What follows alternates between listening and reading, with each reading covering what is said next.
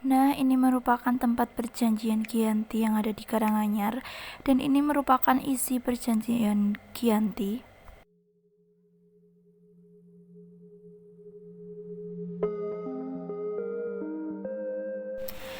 Baik, bismillahirrahmanirrahim. Assalamualaikum warahmatullahi wabarakatuh.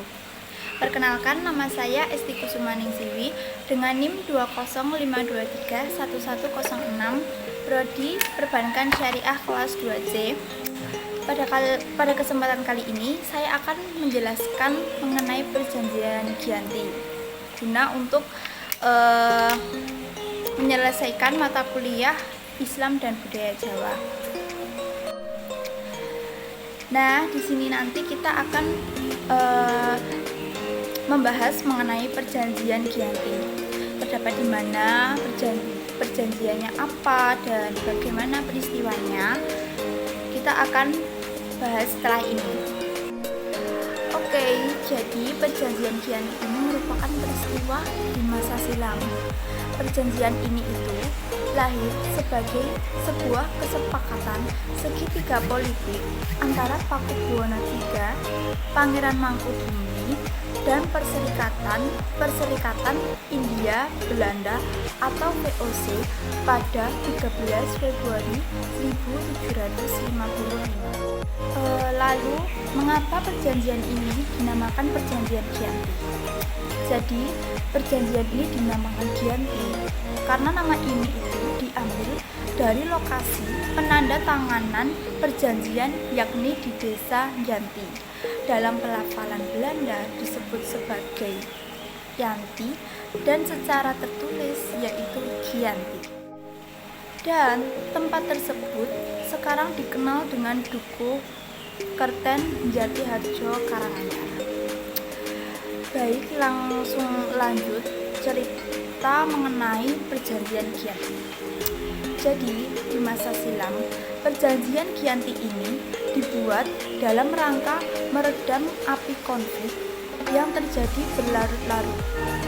Pasca perpindahan Keraton Kartasura ke Surakarta, api dari peristiwa Geger Pecinan ternyata belum mati tepat di sumbunya.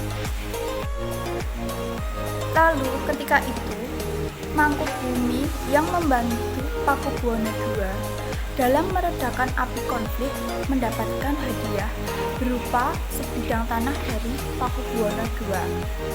Namun, luas tanah yang diberikan rupanya menimbulkan kecemburuan.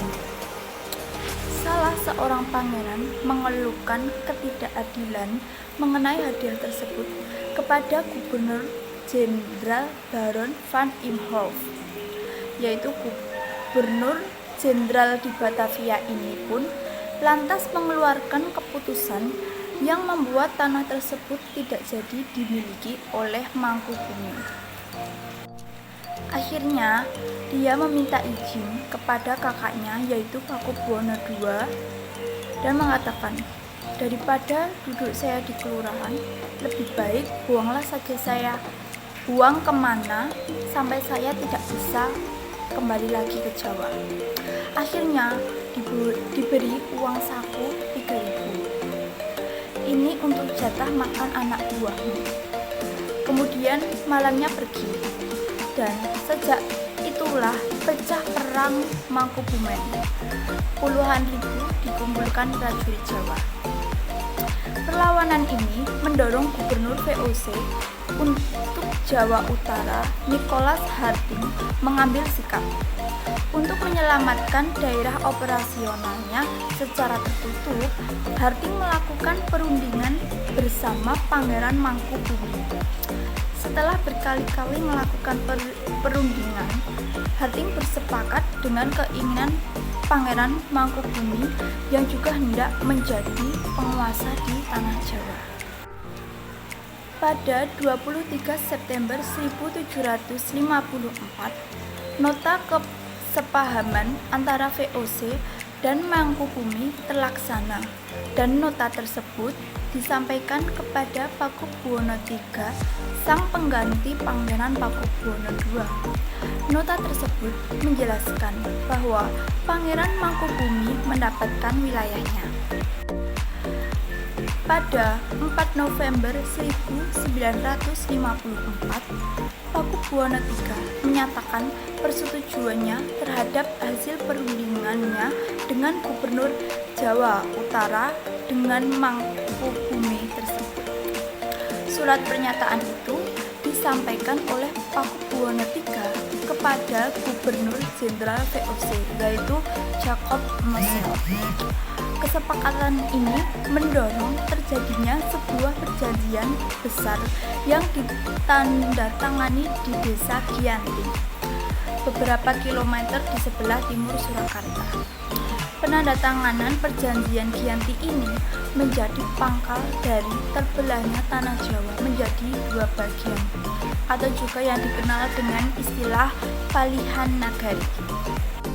Nah, hal ini yang menjadi awal mula naik tatanya Mangkubumi di Jogja sebagai Sri Sultan Hamengkubuwono I dengan gelar Senopati Engalogo Sayyidin Panatagama Khalifatullah. Sejak ditandatanganinya perjanjian itu pada tanggal 13 Februari 1755. Akan tetapi, keterbelahan masyarakat Jawa tersebut tidak terjadi seketika pasca perjanjian Giyanti. Proses pembagian wilayah dan juga aspek-aspek lain seperti bahasa mengalami proses panjang yang berjalan seiring waktu. Perjanjian Giyanti yang tidak merinci pembagian wilayah pada gilirannya menimbulkan rentetan-rentetan peristiwa. Mengenai pembagian sepertinya sengaja diajak sehingga ada beberapa wilayah yang tumpang tindih satu sama lain, juga menimbulkan kecenderungan konflik di antara kerajaan tersebut. Sementara itu, pasca perjanjian Giyanti, Raden Mas Said, Pangeran Sambernyawa yang dahulu membantu Mangkubumi masih terus melakukan pemberontakan seperti halnya Mangkubumi. Pangeran Sambernyawa yang juga merupakan sah Pakubuwono turut menuntut hak sebagai penguasa wilayah. Dalam gerakannya pada Oktober 1755, Pangeran Sambernyawa berhasil mengalahkan satu kelompok pasukan VOC. Kemudian pada Februari 1756, dia juga hampir membakar keraton yang didirikan di Yogyakarta. Setelah perang bertahun-tahun, VOC akhirnya menyudahinya dengan penandatanganan Perjanjian Salatiga pada 1757. Perjanjian ini membuat tanah Jawa kembali terbagi. Pada perjanjian ini disepakati bahwa Pangeran Sambernyawa mendapat sebagian dari wilayah Kasunanan Surakarta dengan wilayah kekuasaan yang dikenang sebagai Kadipaten Mangkunegaran. Pangeran Sambernyawa pun berjatah tahta dengan gelarnya, yaitu Kanjeng Gusti Adipati Arya Mangkunegara Lelono Jayamisesa Senopati ing Alaga Satriya Raga Mataram ing Nagari Surakarta Hadiningrat. Keterbelahan Jawa ini kemudian hari belum berhenti. Pada 1813, di masa Gubernur Jenderal Thomas Stamford Raffles dari Kerajaan Inggris, Kesultanan Yogyakarta juga terbelah dengan lahirnya Pakualaman.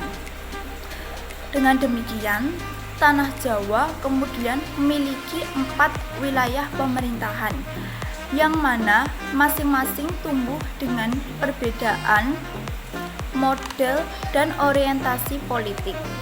Hal ini pun menghantarkan Jawa pada rupa yang beragam. dinamika politik yang digerakkan oleh angin revolusi pada masa pertengahan 1940-an membuat masing-masing mengalami nasib yang berbeda. Hal ini berujung pada perbedaan status hingga hari ini. Di masa Republik Indonesia, Kasunanan Surakarta dan Kadipaten Mangkunegaran menjadi situs cagar budaya, sementara wilayah Yogyakarta yang di dalamnya juga terdapat Pakualaman menjadi daerah istimewa. Nah, jadi itu saja yang bisa saya sampaikan mengenai penjelasan perjanjian Giyanti. Mohon maaf apabila ada kesalahan kata, sikap yang tidak berkenan. Saya mohon maaf. Terima kasih. Wassalamualaikum warahmatullahi wabarakatuh.